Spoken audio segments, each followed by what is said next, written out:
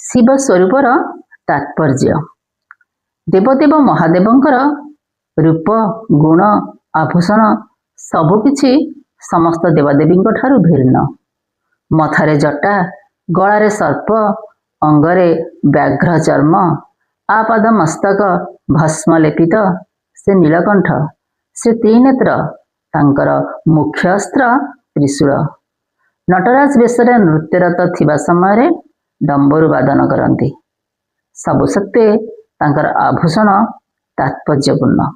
आसंतु जानिबा तांको आभूषण गुड़िकर तात्पर्य।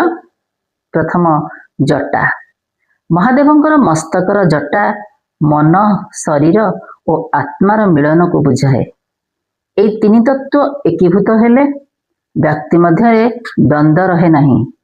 व्यक्ति निरोग एवं शांतिपूर्ण जीवन यापन करे।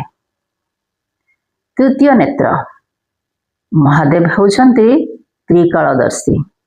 अतीत वर्तमान और भविष्यत को से एका समय रे देखि पारंती। जे कोनोसी समस्या रे हतबाक न होई स्थिर चित्तरे समाधान करि पारंती। त्रिशूल त्रिशूलर तीन नाड़ी तीनोटी शक्ति संचरणर प्रतीक अटे।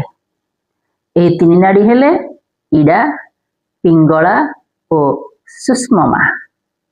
सत्व रज और तमगुणर प्रतीक। ए त्रिशूल अहंभाव को नियंत्रण करे। भस्म महादेवंक सर्वांग भस्म लेपित। ए जीवन केते तुच्छ, ए संसार केते अड़िक ताहा हेई भस्म कहे। सबु किछि लीन हो जाए भस्म गर्भरे।